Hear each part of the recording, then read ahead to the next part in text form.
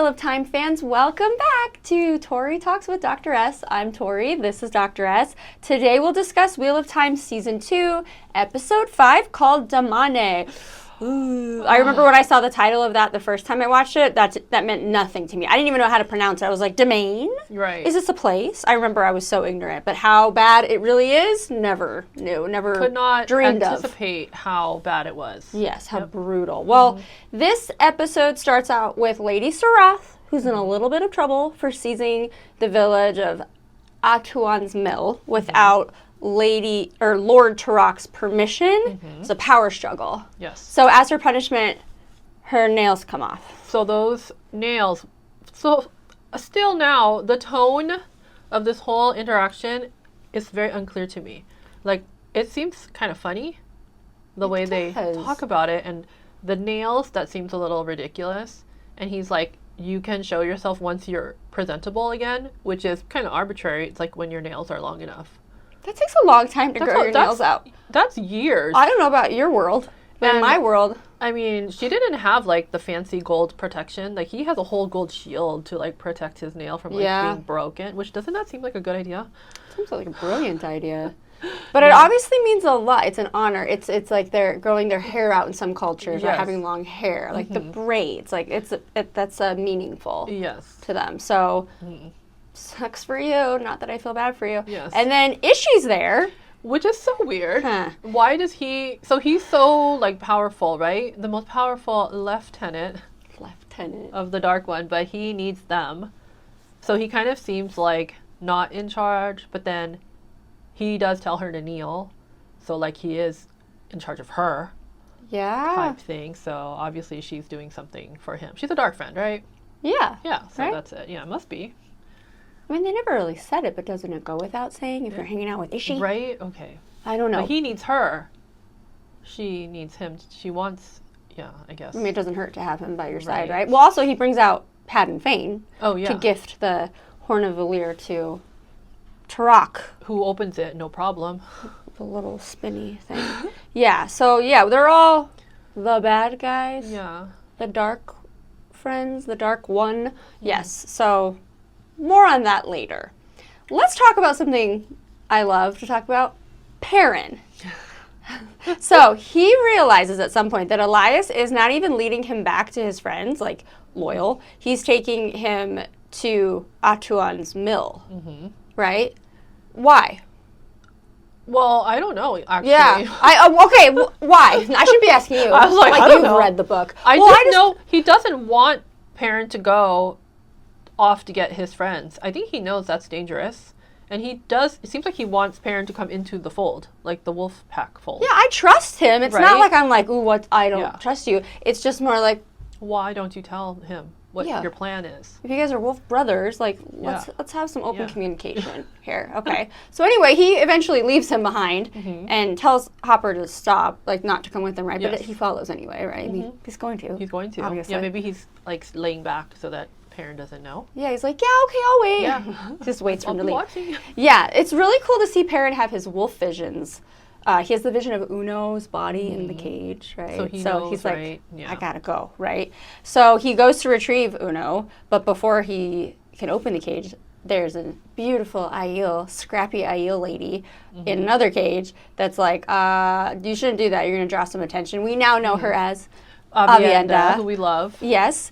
But then he's interrupted again. He's just on a mission. Everybody's getting in his way by Dane, who tells Perrin to stay away from the Aiel woman, right? So I remember being so confused because I was like, I don't know, is this lady, do I listen to her? Do I listen to this other guy? Yeah. He seems like a nice guy. He really did. He's really chummy. He knows that he's like from Two Rivers and calls him like, Two Rivers as a nickname. Yes. So you don't really know until you see him talking to Child Balda. Ugh. And they call each other child, like, that's like their Why is that creepy? It is super creepy. Like child of the light or something. Yeah. It's super creepy. It's a very culty. Yeah. Yeah. So I was, seems unsuspecting until you see him with that guy of the White Cloaks, who also have their own motives. I get it, right? Yes. But then that's where he discovers that the Shanshan have, that they're there. They took, they defeated They drove out the White Cloaks. Which It's surprising, isn't it? Because Yeah. doesn't it... Wait, so the White Cloaks drove out the Shan-Chan, right? Because that's why they have that little village.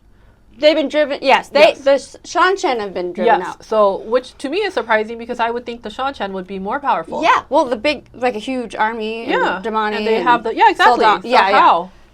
Yeah, wait, how did that Why? happen? I know. I don't think didn't even question it. noticed or cared the first time. But now I'm just like, wait a second. Now that we know... At that time, we didn't know really how powerful they were. Why? Right? How? What? Oh, I'm what? suspicious, though. Yeah. How was it that easy? Because they don't channel. They don't have... They just have basic weapons and stuff. So how did the Shan-Chan get driven away? That is so true. Good question. Well, eventually, Perrin gets Aviendha out. The two of them have a fight with the White Cloaks. My favorite line of the whole episode is when Aviendha asks Perrin, "Do you like to dance?" I knew that was going to be your favorite one. Yeah, Ooh, 'cause I know. We know what's going to happen. I know. It was so fun. She's the coolest. She really is.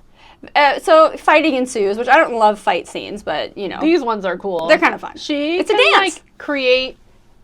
Like, she's in a position where you think she's vulnerable, and then she just, like, totally turns it around in some, like, totally physics-defying way. She's fine. And you're like, how did you just, like, flip that guy over with just the force of your body? Because you were, like, on top. Like, those Aiels so don't fun mess to watch. around. Yeah, because I remember my first dose of Aiel warrior woman was Rand's mom, and then now we have her. And so all I know from being a non-book reader is like, these Aiel ladies, like... Don't mess with them. Yeah. Yeah. And Dean, what's his name, even says, like, we can't go one at a time. You got to go all at once, or she's going to get you. And they still got him. That's true. And Perrin's like, don't, like, spare his life, because Perrin's just... Yeah. Perrin. You knew that was going to be a bad idea. Yeah. Well, so she does, and then they leave. Okay. And then she explains that she is searching for this very foreign thing to us at the time, the Kara Karn, which means chief of chiefs. And she tells Perrin that she's going to follow him to Falm because she has toe. What the heck is toe? And then we find out, well, you saved my life, so... Yeah. It's like a tit for tat. Yeah. So I really like these people, Yeah. the Aiel. At this point, I remember being like, you guys are really cool. Yeah. I don't even remember her saying that Karen part. It just went over my... Well, yeah, I might have remembered her saying it, but I didn't pay attention. It wasn't, like, elaborated on. It was just a simple... Yeah. And then later, at the very last episode, I think she's looking up and they say it again, like the little group of Aiel. So I'm like... Yeah, but it wouldn't mean anything to us. Still barely does. True. Wasn't a buzzword for us, that's for sure. But I'm sure you book readers were like, But they'd be like, listen to what she's saying. Yeah, like, exactly. What? Yeah, we were just like, okay, another word that we don't know. Caramel the meaning corn. Of. I was like, oh, they're looking for caramel corn. Yeah, exactly. The sangreal, all that stuff. I can't keep track of it all. Anyway, okay, let's talk about Perrin. Yes. Yeah, Perrin's in this episode. Yeah, so she arrives back at the White Tower to reconnect with Jessica and Naomi. I got their names this time. Nice. It's so hard to keep track of all the characters. And they're so happy to see her. I know. Yeah. Oh, it's the most pleasant, like, yes. I wonder if it's real, though. sister. Now I wonder if it's Oh. real. Yeah. I mean, because I don't know. She seems so beloved. I know. Well, I'm glad they're on good terms because she needs their help obtaining information about the disappearance of Nynaeve and Egwene. Mm-hmm. I mean, that's really, yes, I know Elaine's there, but at the time she's just talking about them, right? Mm-hmm. So there is written record of the two traveling with Elaine, but to visit her family, Elaine's family. But the handwriting... It's all like... Yes, is discovered that it's under a compulsion spell, which is like a forbidden weave. Yes. And Jessica is the one that discovers it, right? Mm-hmm. So Perrin later confronts Liandrin about it. You're not going to get anything out of Liandrin. No, she's not going to tell the truth. Yeah. Yeah, she's broken all the oaths. Yes. But in another time in this episode, Liandrin is in the ways with shielded Nynaeve, Egwene, and Elaine. Mm-hmm. And then Nynaeve's like, obviously knows by then, like, she's Black Aja, right? Yeah. Mm-hmm. And she figures it out. You've been trying to recruit me, ding dong, for the dark side, right? So then they leave the way gate at Falm, where Sarath is waiting for her with her Soldam and damane, right? Yes. I remember the first episode still being suspicious of the ones with the gold on their because we thought they were the bad ones. But I don't know, one of the girls, in her eyes, it looks like pain. And I think I remember saying it to you. Like a tear, like in the corner of her eye. Yeah, she looked... Like, yeah, you did. I do remember that now. Yeah, so Yeah. On first watch, I remember thinking something was up yes. with that. We obviously know now it's Yeah. worse than you can imagine. So Leandrin's like, here's the girls, but before she leaves, she makes it a point to be like, what you're doing to these channelers is not okay. Like it's misrepresentation or misuse of the power. Yeah. Then I was like, wait, are you defending these people? Because I don't know how to take that because I'm supposed to hate you. Right. Well, Leandrin is like defending the mistreatment of women, right? Because she's all pro-women. Right. That's right. Now that we know what's going on, they do actually explain it to us. I just don't think, I think it went over my head the first time, but now it's like, oh, people shouldn't just be born into power like the Aes Sedai. They should earn it. And so the damane are the ones that are like born with the power. And then, oh God, who are the ones that are trained? Damane, Soldam. Yeah, so they've been training for years, so that's why they can like control the damane. So I see. They did explain it, but I don't think I understood it the first time. It took like the whole kind of Egwene coming in and them doing it to her for me to fully grasp like how terrible it was. Yeah. Yeah. Yeah, well, before she leaves, she does break the ropes that are binding the girls and then releases the shield, right? Secretly, right? She did it to like mess with Lady Sarath. I know. So it's like you want to hate her. I know. But you can't because, you know, she does these little things that you're like, ooh, I like how you did that. I don't think she was my favorite character at that point, but I remember being like really intrigued by her and liking, it's the actress. That's who she sells it's not like I love her, you know, what she does to our girls. But anyway, so the Soldam and damane attack the girls. They run and they defend themselves, and Nynaeve and Elaine manage to escape, but not our sweet Egwene. She is captured. So then Nynaeve and Elaine, later, they sneak into the city. They're still in Falm, right? Yeah, the city of Falm. Yep. And they're caught by this man who knocks them on the head, and I was like, come on! Yeah. They, like, cannot catch a break. Then they wake up in the care of Rima. Oh, thank goodness. We love Rima. So she's like an incognito Aes Sedai. She's Yellow Aja. Yay! And then she's there with her warder, and then she's trying to say, like, Sarath put out a description of you girls, and the whole city's looking for you, right? So, she warns the girls about them and how bad it is, the Shanchen, right? Yeah, exactly. We've got to lay low. Okay. And then also, a lot going on in Falm. Tarak is interrogated, or he interrogates Ishi. I'm just going to say Ishi. You say it right. Ishamael. Yeah, Ishamael. He's trying to figure out, like, where did you come from? Like, and how'd you rise so high up in these ranks? You know what I mean? Like, lieutenant. Yeah. And, like, what do you want, basically? So, anyway, they have their little exchange, which, you know. Anyway, Tarak grants Ishi one request, which is that Tarak accepts a gift from Sarath. The gift, a damane. A damane and a collared Egwene. I'm so mad about that. And her freaking Saldam Renna. Ugh. I know. I'm not looking forward to the other episodes. Okay, let's talk about the meat and potatoes of the episode, which is, well, all of it is, but Moiraine and Rand, they are on the run from Lanfear. So this was after the big reveal of Lanfear, which went right over her head. But then we do get to see just kind of how scary she can be in this episode, just like how she sews that woman's mouth shut. That woman's basically going to starve to death, right? Oh my gosh, I know, I didn't even think I didn't think about that till this time. Then I was like, oh wait, that's like, it's literally going to be nothing, so she can't eat. Oh my gosh, that's right. But yeah, you just see how, like, vicious she is and heartless, obviously. Yeah, and Moiraine, too, with that killing of the horses. Yeah.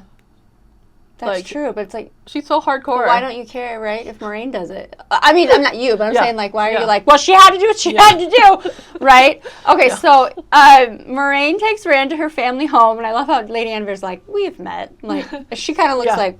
Yeah. Wait, why? Did he seem like he also was acknowledging that they had met? Yeah. Okay. Well, I mean, I don't think he denied it. Yeah, he just seemed kind of blank. He was like, yeah, I guess. Yeah. Oh, that's interesting. I kind of picked up he's just like, okay. Yeah. I mean, don't make a big deal about it. Okay, be cool. So we learn of this whole dream world that Lanfear is a master of infiltrating people's dreams, right? So we're trying to avoid sleep here, basically, at all costs, right? And then Moiraine interrupts her sister and then her nephew, Barthanes. They're talking about wedding preparations. Do you remember what we thought about him when we first... I thought he was gay. Well, I remember thinking that, and then, then he's going to marry the queen. Did we ever get confirmation? Or is it a dark friend? but being gay. But then I'm saying, does that go together with it, where he's just like, yeah, I'll play the straight role so I can get. Actually, I don't know. I don't remember. But then nobody confirmed it. Thinking about it or talking about it. I just remember. I just don't know if maybe that was like a political thing to get married, right? Right. More of a thing. Yeah. So I don't know, because we never met the person who he's supposed to marry.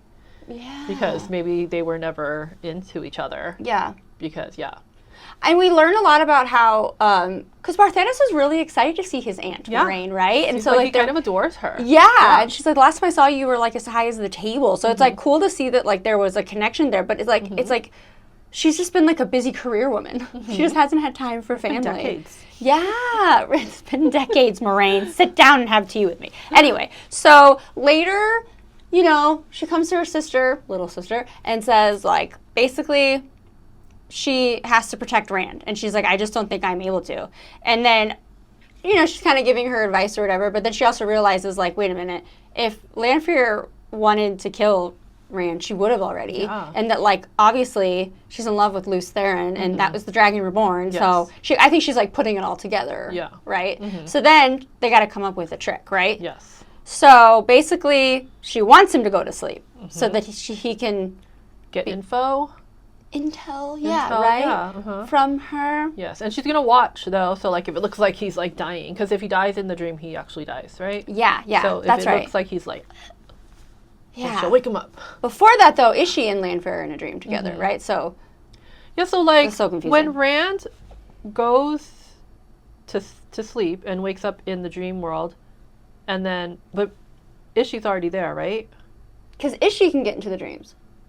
No? Yeah, but does she? Is it all her though? And then she has. Yeah, because she said she's biding her time until he falls asleep.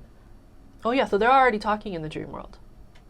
They're already They're already talking, and then he comes in. So then Rand falls asleep. Yes. So okay. Yes. Well, I think. Yes. Yeah. So does Ishii have to be asleep for all that to happen? Yeah. Good question. Or can she initiate this? No, because she needed Rand to fall asleep. She couldn't just. So Ishii must be asleep too. Right? Or can he just go in whenever he wants to? Yeah, because he's like cheeky girl, or not cheeky girl, but like... Yeah. Oh, yeah, didn't he say she was messing with his sleep? Okay, yes. She's in control of it. So it's her thing, right? It's her thing. That's only her Lanfear thing. can do it. Yeah. Yeah. But then you also notice, now I get that like when they are in that world, they look different, right? They're wearing modern clothing. She has the short hair. So the short hair thing is a Lanfear dream world thing. That's probably like the true her, right? Like her essence. The outside one that we see is like what she presents to. Good to know. Yes. Well, yeah, once she does get into the dream, Rand awakens on a wheel. Yes. Face to face with Lanfear, sitting on a throne in all her glory. Yes. And then that's it. Yeah. That's that episode. Yeah. I like that shot. I'm sure you do. It is a really cool shot. And she has that amazing costume on. Yep. It's absolutely amazing. I think that's when I fell in love with her. Yeah? Because I was like, dang, she's cool. She looks cool. She's like commanding too, and she's so self-assured and just very confident. She's like boots. So. She's got like the boots, the lace front boots, and like the big old head dress thing. Yeah, fashion statements everywhere. Yeah, totally. Anyway, good episode. Dreading the next few episodes, but only because of my Egwene, our Egwene. At least we know what's gonna happen. That's true. Because I felt like last season, watching it in real time, not knowing, it just felt so long. Yeah, it felt like she was in there for like ever. Yeah. So I don't know, but it feels like it's flying by now. Yeah. Well, we are getting so close to the season 3 premiere, so we'll keep going. What do we have? That was 5, so 6, 7, 8. Oh my God, 3 more. Oh wow, that's it. Jeez Louise. Okay. Well, everybody, thanks for coming along for the ride. Please comment below, as you always do. We love you. We'll see you next time. Bye-bye.